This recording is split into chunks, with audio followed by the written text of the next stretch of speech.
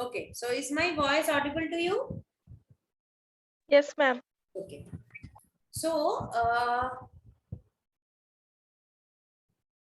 we will be starting with the programming part, and we will be doing the first, we will be doing the programming on arrays. Then we will be going on to the programming of stack, queue, then there is linked list, trees, graphs, and so on. So, in order to do the programming, since only 2 to 3 classes have been held, so what I will do it in the first period, I will try to just quickly recapitulate the array basics which you have already learned, and then in the first period itself, if I get some time, I will start with the programming, and in the second period too, I will do the programming only. Fine. Fine. So to begin with the concept of array, we all know that when we use an array, suppose we have 20 students in our class, and we have been asked to write a program that will read and print the marks of all these 20 students. Now, if we follow the normal logic, then what will happen? We will need 20 integer values or integer variables. We will need 20 separate integer variables like A, B, C, D, like this, where with different names, obviously, where I will store the marks of student 1, student 2, student 3, like this. Suppose in x1 I am putting the marks of student 1. In x2 I am putting the marks of student 2. So like this, we will be needing 20 separate differently named variables where I will save the things. Now, in order to read these 20 variables, we will have 20 printf statements, separate printf statements. And in order to print the value of these marks of these 20 students, I will have 20 print statements also. So if it is just a matter of 20 students, it might be acceptable for the user to follow this approach. But if it is a matter of 250 students, 1000 students, 10,000 students, then obviously it is not possible to follow this basic approach which we first learned in our C programming, the basic way, how to take one value, show one value and all that. So we need to follow up approach where we have to read and print the marks of the student, but in one go, using one line of code, I will be able to do that. So suppose in my entire course, there are 100 students. In my college, if there are 500 students, in the university, there are 10,000 students. Then obviously, if I follow this approach, it is not justified. So in order to process a large amount of data, we need a data structure. That data structure is known as array. Now, array is what? A collection of similar data elements. Now, when I say similar data elements, it means what? These elements, they have the same data type.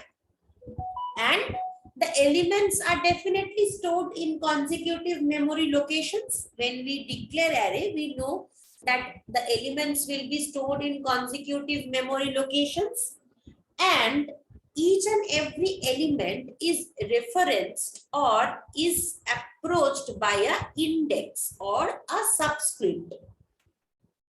This subscript is used to what? Is used to identify an element of the array. Suppose I have an array like this, and suppose these are the elements which is stored. Suppose if I want to say address the element at index location 2. It means this is index location 0, this is 1, this is 2. So take the value from index location 2 in an array means this value it will take. So like this index concept or the subscript concept we use in order to identify an element in the array. Up to this much, the background of array, is it clear to you all? Yes or no? Yes, ma'am. Next is the declaration of array. We already know that whenever we need to use something in our programs, we need to declare it first, then only we can use it. So what is the declaration? The declaration is, first we need to write the data type. Then I need to give some name to my array, be it A, B, C, D, be it any meaningful name, anything, but a name should be there. And next is the size. These three things we need to say.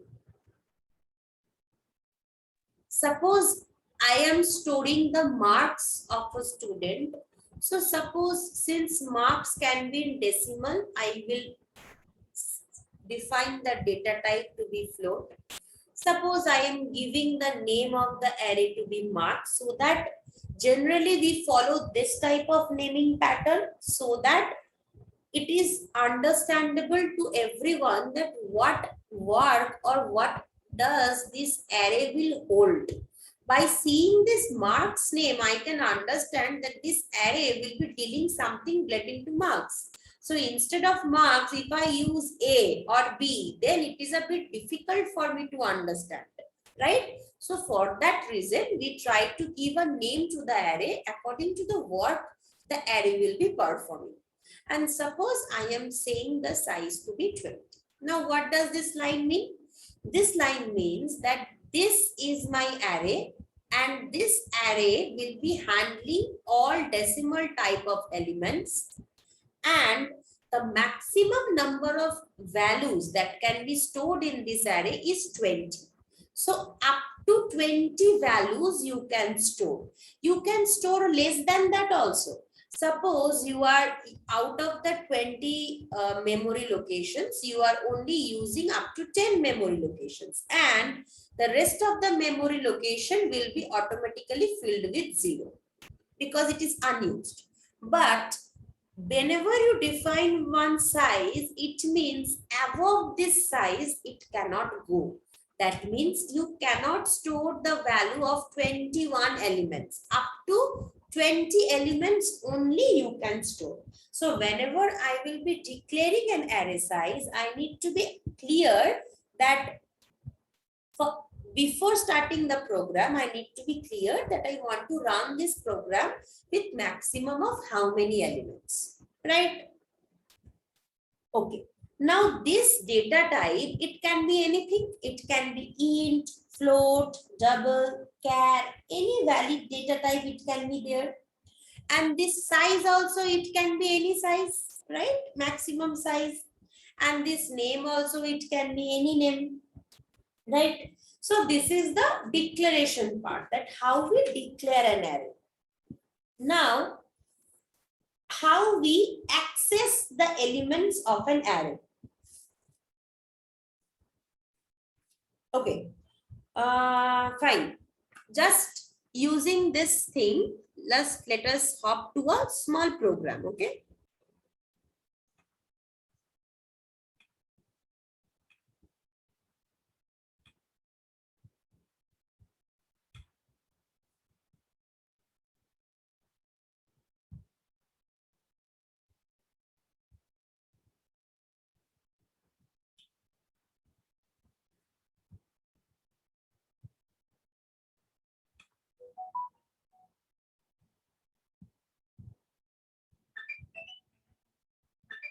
Okay. So suppose the first program is write a program to read and display n numbers using the array. Fine. So we all know first we will have to do the stdio.h, conaio.h and all that. So first I will have to decide that what will be my array size and what will be my array name and what will be the data type. So see, I have declared the data type to be int. I have given my array name to be ARR, and I have specified the maximum size of my array. Next, I will ask that among this maximum of 20 elements, how many elements do I need to take from the keyboard, from the user, and then I need to display it. So I am using a printf statement that enter the number of elements you wish to enter in the array. Then the number of elements that the user will input from the keyboard, I am taking it and saving it a variable n. You can use any variable, you can name this n to be a, b, c, d, anything, it's a variable. Now, whenever I will using one variable, I need to declare that variable also, right? So I have declared this variable also.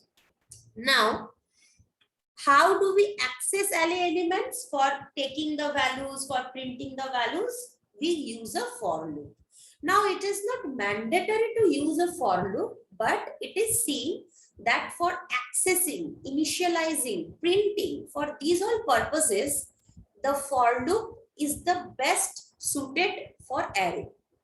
For other logic inside the array, we may use some other loop. Suppose I am showing whether a number is palindrome or not. For different programs, I can use different logic in between. I can use different types of loops in between. But for accessing, that is taking the values from the user of the array, printing the values of the final elements of the array, for these two things, the for loop is the best suited loop. So what is for loop? My for loop will run from 0. My index will be how much? My index will be from 0 till 1 less than the number of elements, because if I have 8 elements, my index will be 0, 1, 2, 3, 4, 5, 6, 7. So index is I equal to 0 and then I less than n. And here what is happening? I am taking the values and storing it one by one in array of I. Now, if I want to explain this thing,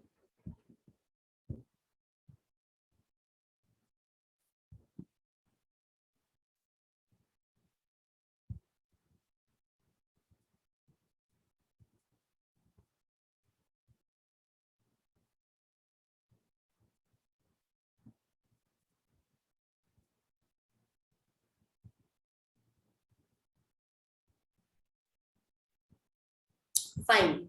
So suppose I declared my array size to be 20, and among these 20, the user is wanting only to fill 5 elements. Then my n is 5. So I have this array.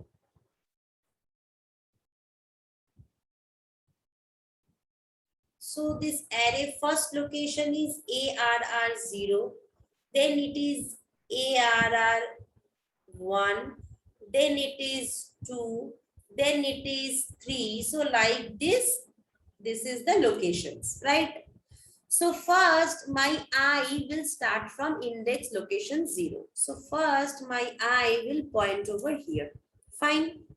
So the flow of the loop is always here to here.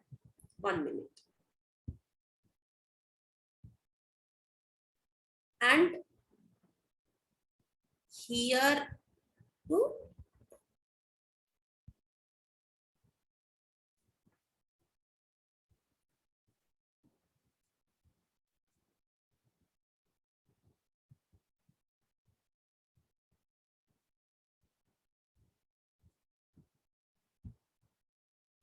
this is the flow of my loop. What is the flow of my loop? First, my I was 0. It will check whether my 0 is less than 5. Yes. If the condition is true, it will enter inside the loop. And it will do what? It will just take the value from the user and store it in this location. So first, my I was 0. So ARR of 0, it will store the value. Suppose I have inputted the value 8. It is stored. Next, the flow of control is from here to here, I++. Now, what is the value of I? value of I is 1, I plus plus, 1 index location 1. 1 is less than 5? Yes. If it is true, it will enter. It will do what? ARR of I value is 1. So ARR of one location may the next value it will put. Then it will again move here. I plus plus. Now I is 2. Flow of control is over here. 2 is less than 5? Yes, 2 is less than 5. So ARR of I means ARR of 2. When ARR of 2 in this location, I will input some value. Right? Next is I plus plus. Now it is 3. 3 is less than 5? Yes. Then in input location 3, let me put some value. Next 4. 4 is less than 5? Yes. In input location, in index location 4, let me put certain value. Next increment is 5. 5 is less than 5? No. First, it is incremented, then it is checked. If the checking portion is wrong, it will not enter into this loop and it will directly branch to the next statement that is after this loop. So the next statement after this loop is what?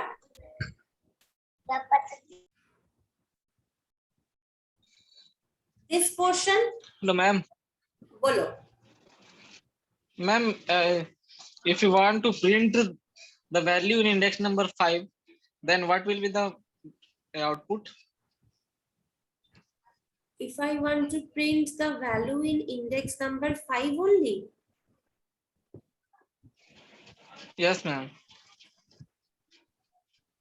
यहाँ पे जो printf statement लिखे हैं, यहाँ पे loop नहीं चलाएंगे, उस जगह पे ARR of 5 लिख देंगे. यहाँ पे जो printf Ma'am, but in index number 5 we have not taken any input. I'm not understanding. What are you trying to? Oh, your question is if it will give you a garbage value. If you print that, it will give you a garbage value. It won't show you a blank thing. Here, what the logic is, 1 minute. I will just switch.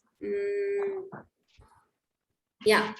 So the concept is I am taking 5 elements, right? 1, 2, 3, 4, 5. You are asking that if I print this location's value, I have not taken anything, then what will it show to me, right? Yes, ma'am. It will show me any type of garbage value. It may show some value like this. It may show some value like this. Any garbage value the computer will show. Any type of garbage value. Sometimes it may show 0, but sometimes it may show garbage value. Fine, I will make you show what it will show. According to the logic, generally what happens is the computer needs to show 0. Few compilers do that, but a lot of compilers are there. Sometimes you will see that these type of values are showing. It is not showing 0. This is a concept which is known as garbage value. That is the computer, wherever I won't define anything, some garbage values are already there in each and every memory location. So if I don't forcefully define anything on that location, it shows me by default a number which was already there. Any type of value it may show. Fine, just I will make you show. Just let me just finish this one sentence, then I will show what is showing for my compiler. Okay, fine. So what the logic is, this condition, up to this condition, it takes the values one by one, and whenever the condition is false, it won't take any more value because it will bypass this statement and it will go on to the next statement. So what should be my next statement? My next statement should be a printf statement. I have taken the 5 elements. My job is done. So now I want to do what? Now I want to print the elements which I have inserted. So if I am using a for loop for taking the values one by one for the user, the same for loop I will be using for printing the values one by one, which the user has inputted. The only difference is what? Here, while taking, we will use the scanf concept, and while printing here, I will use the printf concept. Fine. I will just quickly run this program, then I will answer his thing also. I will just rethink my code.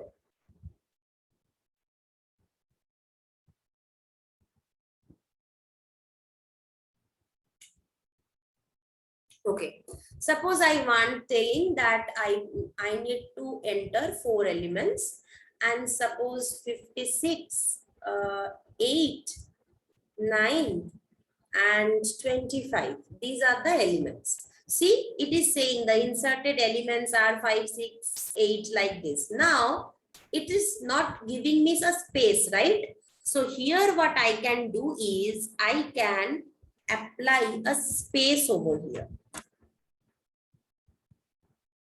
Or the best will be, let me apply a tab over here. If I apply this, then it will give me the values in a good manner. Suppose 4 elements, suppose 56, 78, 45 and 25. See, it is giving me 1 tab distance between and showing me the numbers. Fine. Now, your question was, I will take 4 elements and I want to print what is there in my 5th, right? Okay.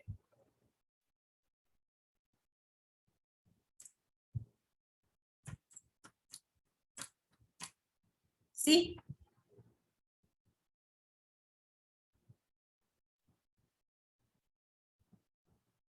Did you see the numbers which you have entered? 1, 2, 3, 4.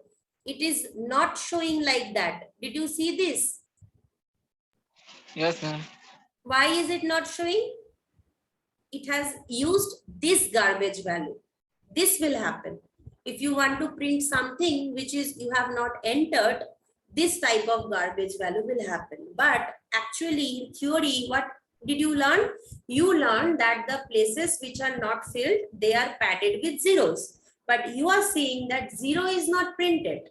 Why? Because actually in practical essence, there are garbage values already in the memory locations. So whenever this type of overflow condition happens, the computer picks up anything according to its wish and it gives me a wrong result. Is it clear now? Yes, ma'am. Okay, fine.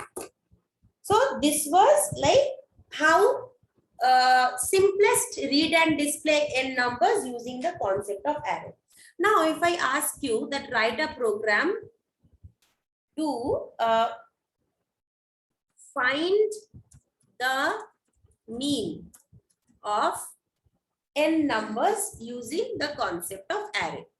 Fine. Now, every one of you people take some time, you people apply the logic and you people tell me what will be the programming.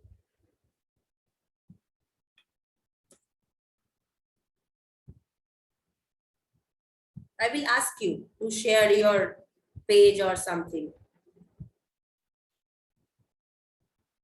The program, please do not use your mobile, because the thing is, it's not about that how many of you are able to, like, I am asking something, you are able to answer. That's it. It is not like that. It is like whether you are really able to do this programming on your own or not. Do not fool yourself. It is not like if you are not able to do, I will scold you or something. Because marks तो नहीं है ना इस class के लिए, तो marks नहीं देंगे एग्जाम के ना अभी, तो गूगल तो रहेगा ही, पर वो देख के मत करो, खुद से कोशिश करो ताकि समझ जाओ, इस दौरान तुम पूरा लॉजिक समझ जाओ, तुम्हारे फ्यूचर के लिए अच्छा है. नहीं तो दिक्कत तो नहीं है, मतलब कोई ना कोई तो गूगल देख के आंसर दे ही देगा, आंसर के लिए नहीं बोल रहे, तुम लोग सीखो, इसके लिए हम बोल रहे हैं. So use this concept. I can give you a small hint. How do you find mean? You find mean like the numbers which I will be taking as input. I will go on adding the numbers and I divide by the number of numbers which I have added. Right? Mine divide by n. So in which lines I need to input certain extra lines. This thing is clear, like I need to use this loop in order to take values, I need to use this loop in order to print the values, but in between these two some logic will be there. Here the logic will be inserted to find the mean of the numbers. Here the logic will be inserted. So what is the logic that I will be inserting? I'm giving you now it is 2:28. I'm giving you 3 to 4 minutes. You people think, you people write, and you, any one of you will tell when I ask.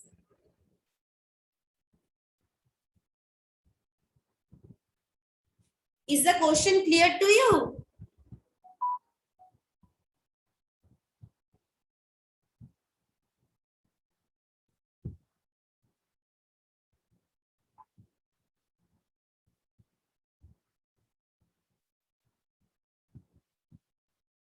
Class, is this thing clear to you? Ma'am, maybe using while loop. लिखो ना, मतलब ना while loop उतना use करना नहीं है, एकदम simple सा लॉजिक है. for loop ही यूज करना है.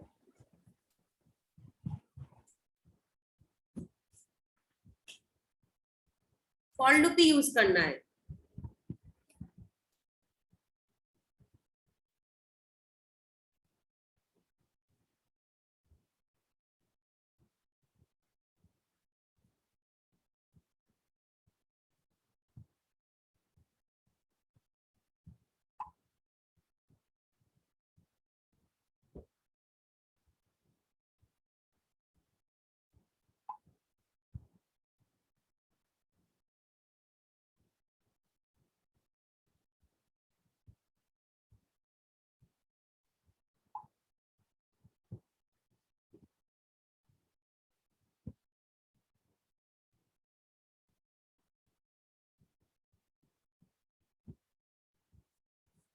Okay.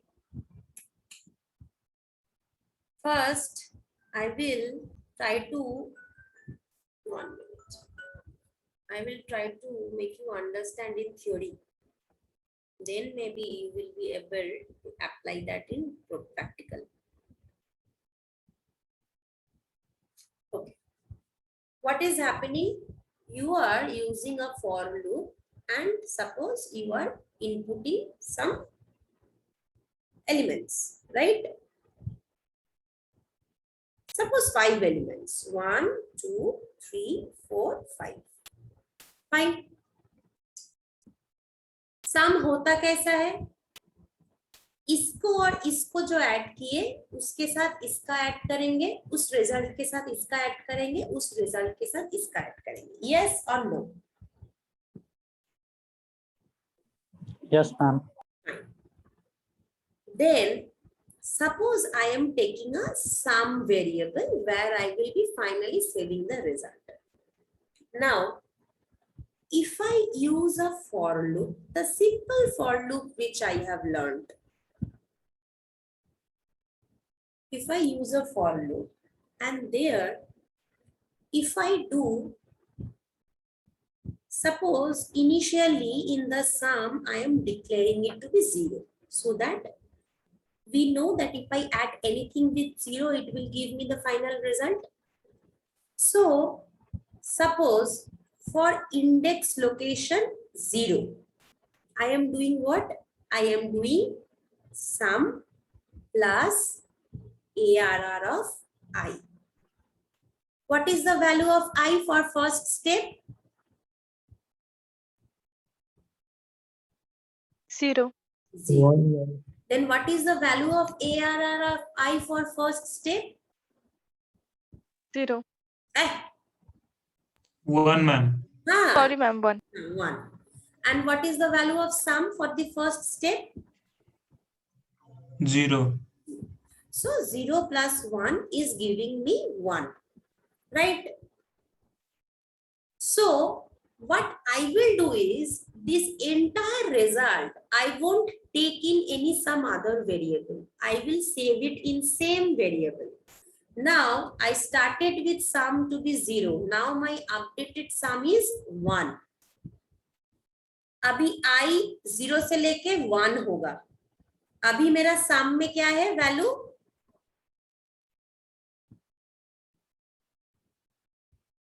1.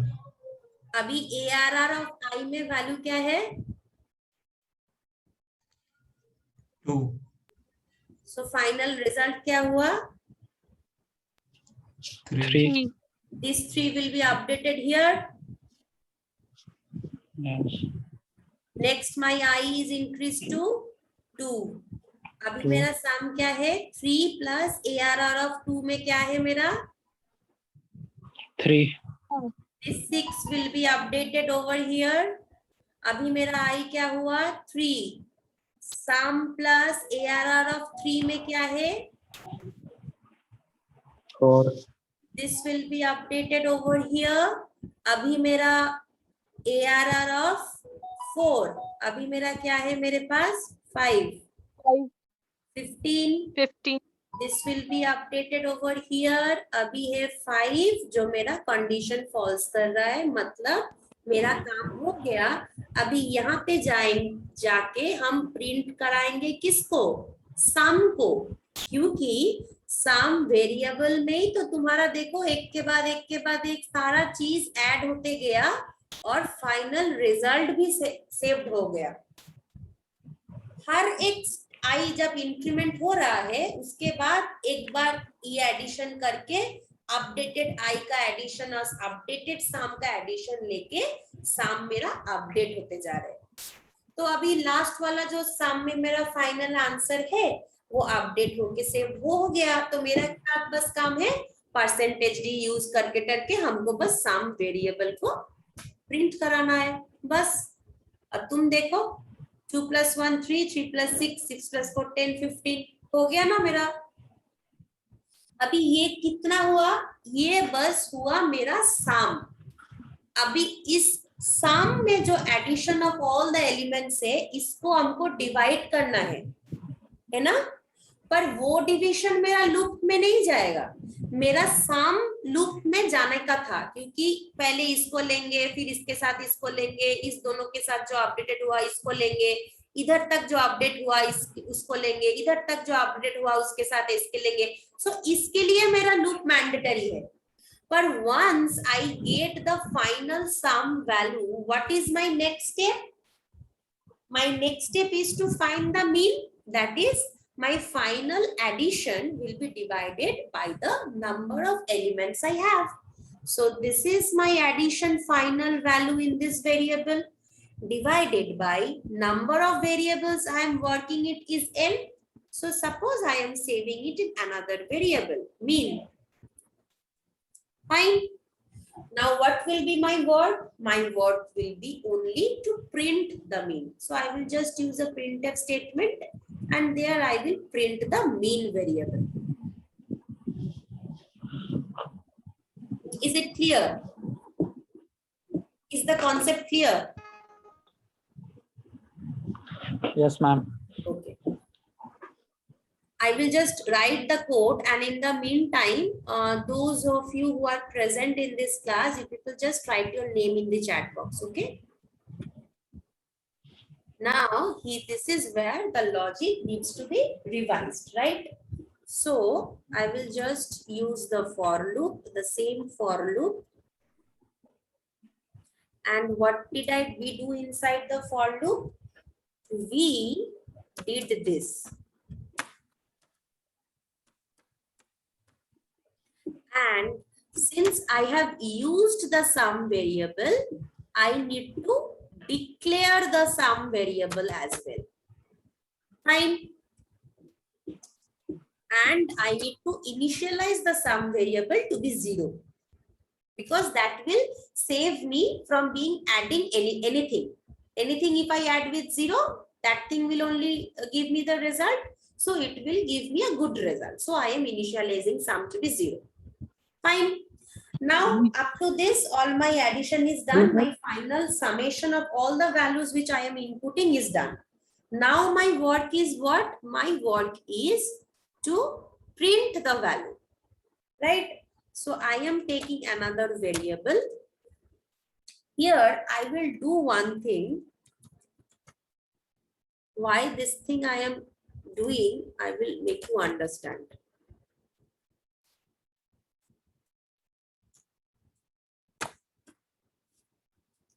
Now this mean, since it's an addition and it's a division may give you a result in decimal.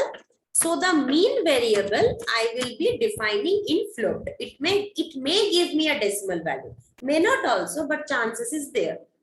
But if I do addition of integer elements, it will always give me an integer variable. But if I do division of integer variables, it may or may not give me integer value. So I have defined mean variable to be float here. Fine. Now the sum is parity mismatch happens. If you take an integer value and if you want to represent the result in decimal value, what happens is if the answer is 28.5, 0.5 it will discard. It will just give you 28.0. So due to this thing, since sum is declared to be of integer value, I have upscaled its data type and I have declared it to be float so that it does not give me any disparity. Fine. So what will be my, now everything is done. I need to do what? I do not need to print so much of things. I just need to print, the mean is %d and here I will just say it to be mean.